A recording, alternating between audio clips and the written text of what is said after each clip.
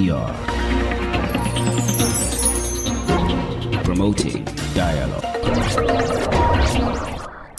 It's 6 p.m. in Dakar. Good evening and many thanks for staying tuned to West Africa Democracy Radio, broadcasting on 94.9 FM and around the world. We are live on wadr.org.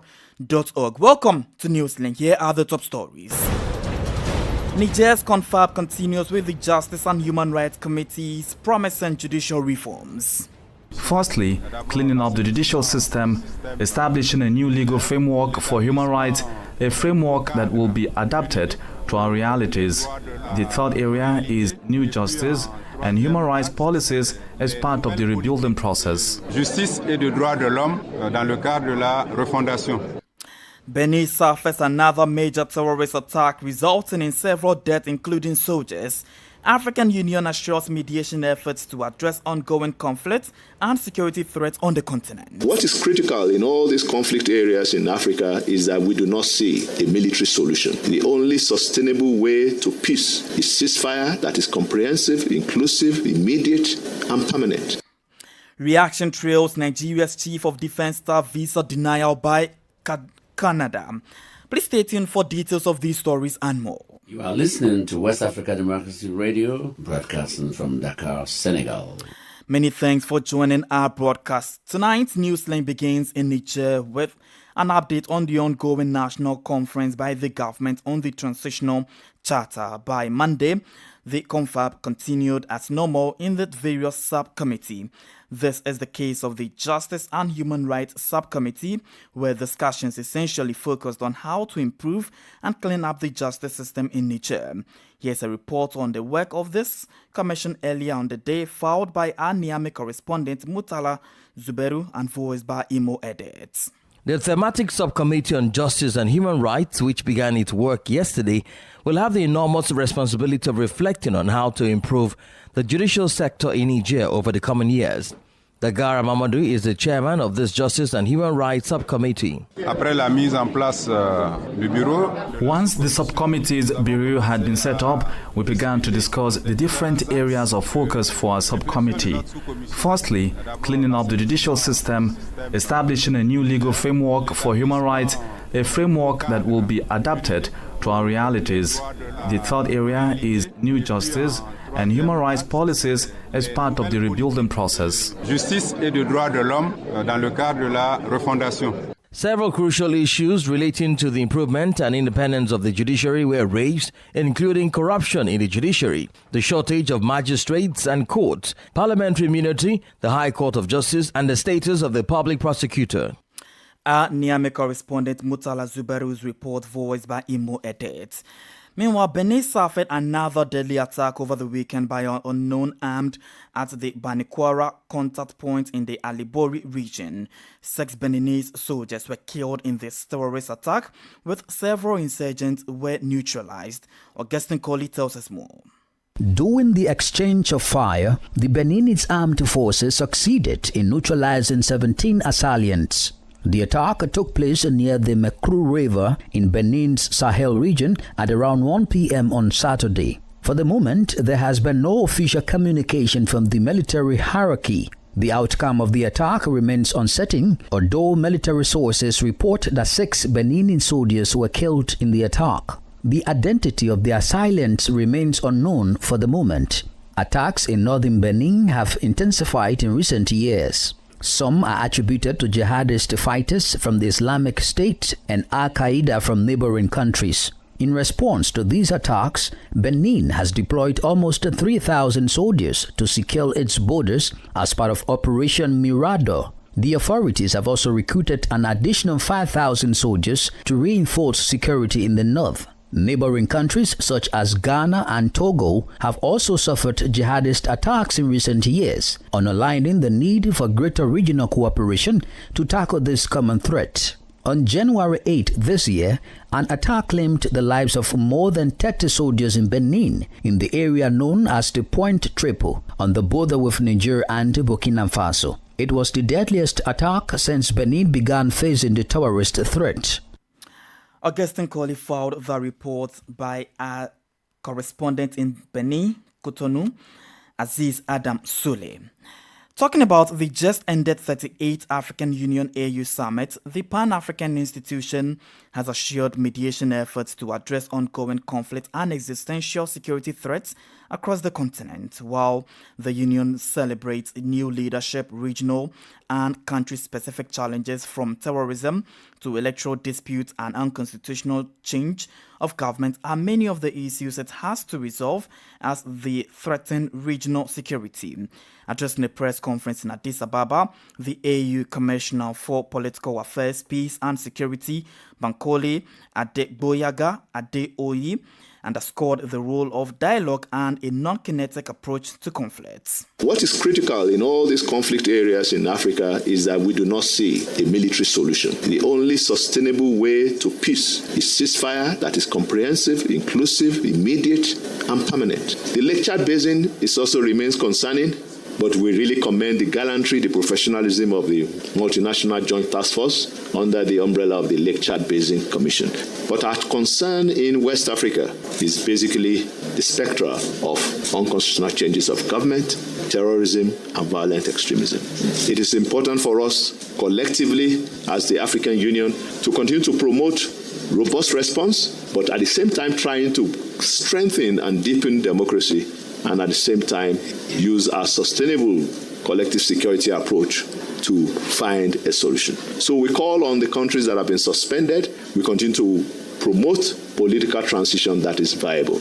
I reported just at the Assembly that for the first time in the history of the African Union, we observe a referendum in the Gabonese Republic. The effort is to make sure that Gabon's transition is sustainable, using the African Union UNDP-led African facility to support inclusive transitions in Africa.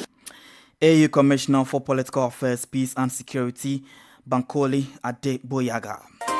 More stories coming up on West Africa Democracy Radio. Newslink continues. The diplomatic fallout between Nigeria and Canada has deepened following reports that the Canadian High Commission denied a visa to Nigeria's Chief of Defense Staff General Christopher Musa, preventing him from attending a crucial security conference in Canada. The decision has sparked outrage with concerns over diplomatic reciprocity and respect between both nations.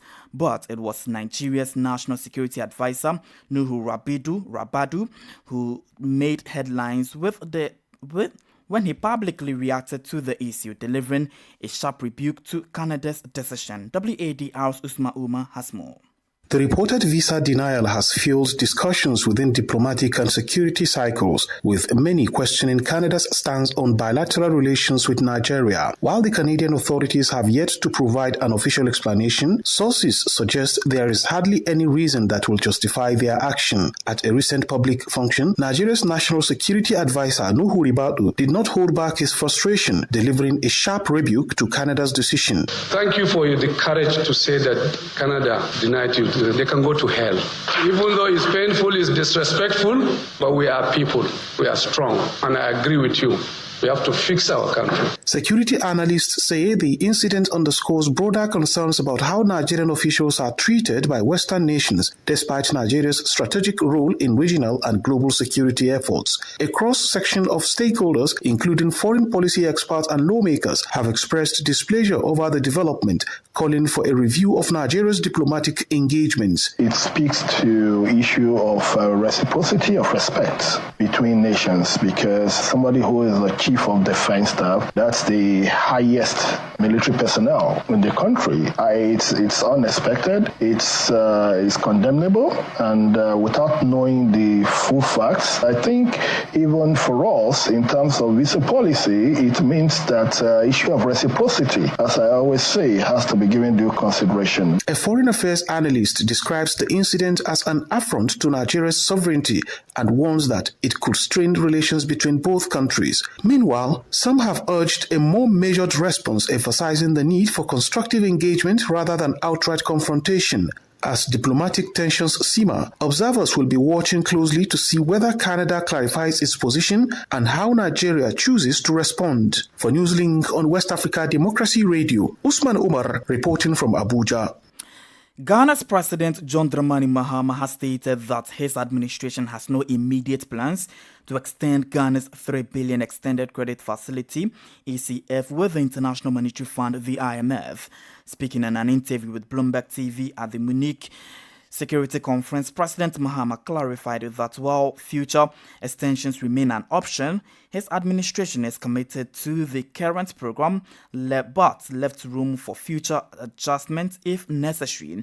The ECF, approved in May 2023, aims to stabilize Ghana's economy over 3 years. Discussions with the IMF centered on tax reforms, debt management, and fiscal discipline. Have a listen to President John Dramani Mahama. We've not talked about an extension of the program. We are determined to continue with this program. I think that it means that we must be more prudent in our handling of our finances. We must also look on the expenditure side and see how we can cut waste and also shift resources to more priority programs. And so it's a whole basket that we're looking at. We also have the issue of the debt restructuring and the humps that have been created. This year we have to pay in excess of 15 billion on the domestic debt exchange. So what we've done is to reactivate the sinking fund and put more resources into it to take care of the repayments that have to be made this year. But all in all, we have a cordial relation with the IMF. The next review, which will be the fourth review, is due in April. Ghana's President John Dramani Mahama. And just before we take a break, we take you to the Gambia, where major political parties over the weekend boycotted a dialogue called by President Adama Barrow. The opposition United Democratic Party, UDP, was among the parties to boycott the dialogue and convened ahead of the nation's independence anniversary on Tuesday, February 18, 2025. The roundtable aimed to reconvene or to recommend new ways to unite and foster peace across the Gambia. But how does the non-participation of these parties affect the purpose of the gathering?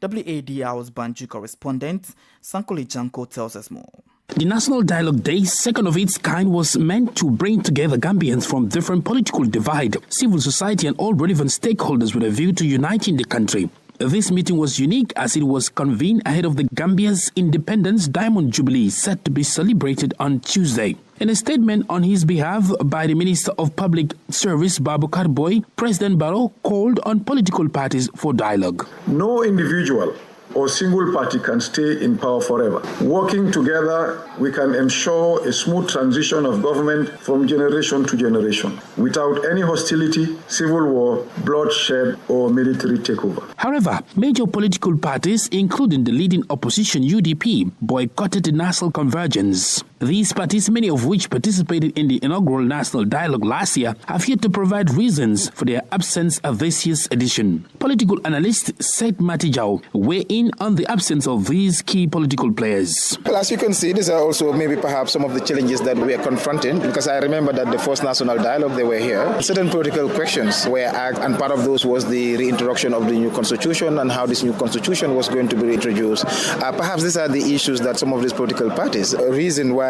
they did not. As the Gambia prepares to celebrate 60 years of nationhood since gaining independence from Great Britain in 1965, experts stress the importance of dialogue and unity. However, they argue that the absence of these major political parties undermines the purpose of the meeting. For Newslink on West Africa Democracy Radio, I am Sankula Janka reporting from Banjul. You're still listening to Newslink here on West Africa Democracy Radio, broadcasting from Dakar, Senegal. And we are live on Facebook at WADR English Service, as well as YouTube at WADR News. Here's a reminder of our top stories. Niger's confab continues with a Justice and Human Rights Committee promising judicial reforms. Benin suffers another major terrorist attack resulting in several deaths, including soldiers. African Union assures mediation efforts to address ongoing conflicts and security threats on the continent. Reactions trail Nigeria's Chief of Defense Staff visa denial by Canada. Still ahead in the news, we have the guest interview and sports. Stay with us. Africa Democracy Radio. It's you speaking. Here in Senegal, President Bassirou Diomaye Faye has acknowledged the findings of the Court of Auditors' latest report. The 57-page document, which was released last week, assesses the state of the public finances from 2019 to 2024, uncovering major irregularities in the management of public funds during the former President Macky Sall's regime.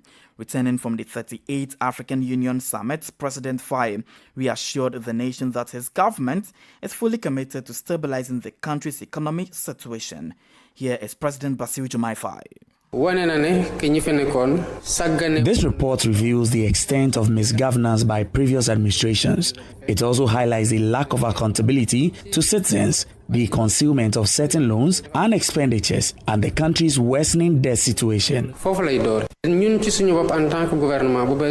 As a government, our sole objective is to rebuild the nation. However, we are confronted with the challenges inherited upon taking power. Rest assured, we are doing our utmost to overcome these obstacles and restore stability. Senegal's President Bassirou Diomaye Faye. Crossing over to the Central Sahel region, where at least 48 people have died after an illegal gold mine collapsed in western Mali. Several women were trapped beneath the rubble while searching for gold fragments. This is the second deadliest mining disaster in recent years, following a similar collapse over a year ago in Kangaba near the capital Bamako. Let's turn attention to other development from the Burkina Faso, because the government has commenced work to cushion the impact of the suspension of U.S. aid assistance to the country. Regarded as one of the fastest growing humanitarian crises in the world, the Sahelian country relies on aid to cater for more than 1 million displaced people. With resources already stretched thin, many fear the impact could be devastating. However, the country's Minister of Humanitarian Action is looking into mitigating this development. Francis Boniface has more in this report. Burkina Faso is among many developing countries reeling from U.S. President Donald Trump's decision to suspend development aid. In 2024 alone, the United States Agency for International Development, USAID, invested 153 billion CFA francs in the country. Minister of Humanitarian Action and National Solidarity, Commander Pelagie Cabre, acknowledges that filling this financial gap will be challenging. However, the Burkinabe authorities remain confident, assuring that alternative solutions are being explored. Here is Commander Pelagie Cabre addressing the issue. We have already taken all necessary measures to ensure that our work on the ground continues uninterrupted, regardless of President Trump's decision. While we recognize the significant support the U.S. has provided to our efforts, we have also implemented our own mechanisms to sustain our operations. This decision has not hindered the ministry's commitment to assisting internally displaced persons, and we want to reassure the people of Burkina Faso. As of March 2023, the National Emergency Relief Council reported that over 2 million people were internally displaced across the country. However, authorities state that more than 1 million displaced persons have returned to their communities following improvement in security in some areas. According to the United Nations Office for the Coordination of Humanitarian Affairs, OCHA, the humanitarian needs in Burkina Faso are estimated at over 496 billion CFA francs. Ouagadougou correspondent Martin Kaba's report read to you by Francis Boniface. Politics, analysis on major news, social matters, and all. This is A Guest. In a guest interview this segment, we take attention to the Gambia, where major political parties, including the opposition United Democratic Party UDP, boycotted a dialogue called by President Adama Barrow over the weekend. The dialogue, which was convened ahead of Gambia's independence anniversary, was meant to focus on ways to unite and better the nation. Some experts say the absence of these major political parties defeats the quest to unite the country. Our guest this evening is Saint Mati Jao, a political analyst who lectures political science at the University of the Gambia, and he speaks with WADR's Banjul correspondent Sankule Janko about the absence of the political parties from the dialogue. How much of an impact do you think this will have on the overall view, which is to bring people together? And the president said he has called on political parties to come for a dialogue, but they are not here. Well, as you can see, these are also maybe perhaps some of the challenges that we are confronting. But because I remember that the first national dialogue, they were here. I facilitated certain groups, and more political parties were there, and certain political questions were asked and basically raised. And part of those was the reintroduction of the new constitution and how this new constitution was going to be introduced. Perhaps these are the issues that some of these political parties see as perhaps the reason why they did not offer. But I'm not sure whether they refuse or what happened. But when we talk about national dialogue, it doesn't matter. It's important for who's organizing or not. It's important for people to come out, no matter what your disagreements are. It's supposed to be an opportunity for people to express them and say that. Like, we are all here. It's not that we're happy 100% in terms of the way that the country is working, but at least this is an opportunity to come and register our thoughts, our feelings, so that whatever the outcome is, it could be taken next. But of course, whether this one or not, what is important is that for political leaders, and for me, I've always been calling that the current challenge within this country, especially when it comes to the constitution and all that, it means that political leaders must think beyond themselves and start thinking about the people. And I think today my conversation is going to be on that, in terms of the self-reliance that we need to think about.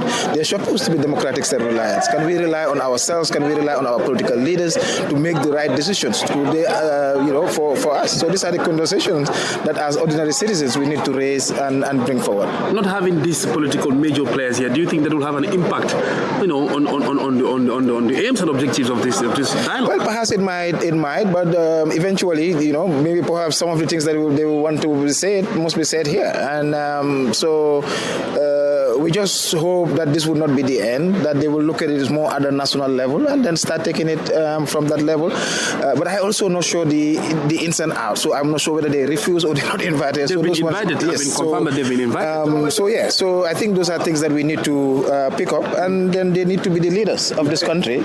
And so far what they're showing is not that kind of leadership.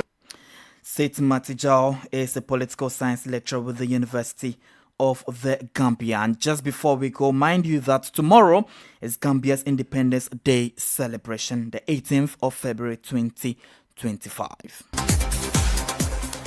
And we can join Sankule Janko for details in the world of sports now.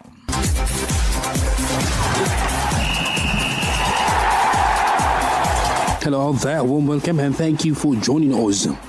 The Confederation of African Football (CAF) has reportedly delayed the official publication of the final candidate list for its upcoming executive committee elections. This comes after potential candidates filed appeals against the football governing body for their disqualifications at the Court of Arbitration for Sports. The elections, which are scheduled for next month in Egypt, are now uncertain as CAF delayed the proceedings. Key among the candidates who filed an appeal include former Cameroon captain Samuel Eto'o, who filed an appeal with the Court of Arbitration for Sports (CAS) after being disqualified from contesting in the upcoming CAF Executive Committee elections. The president of the Cameroon Football Federation, Fecafoot Eto'o, officially lodged his complaint with CAS on seeking to overturn the CAF's decision to bar him from standing in next month's elections, according to media reports. CAF reportedly disqualified Eto'o, citing violations of ethical standards, particularly his partnership with betting company 1xBet, and a criminal record stemming from a 22-month suspended prison sentence for tax fraud in Spain in 2022. Meanwhile, two other high-profile possible candidates, namely Jean Gay Blaise Mayolas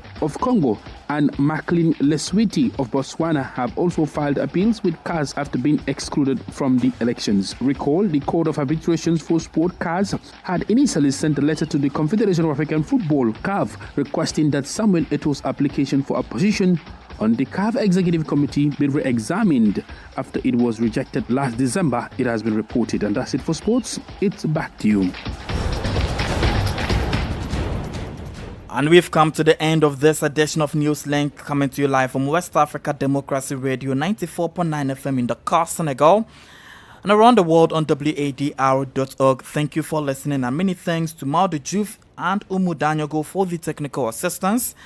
Do interact with us via our social media platforms, X, formerly Twitter, Instagram at WADR News, and on Facebook at WADR English Service. I am Christopher Ticho. Good evening and enjoy the rest of our broadcasts. And many thanks to you for listening to Newslink via Hot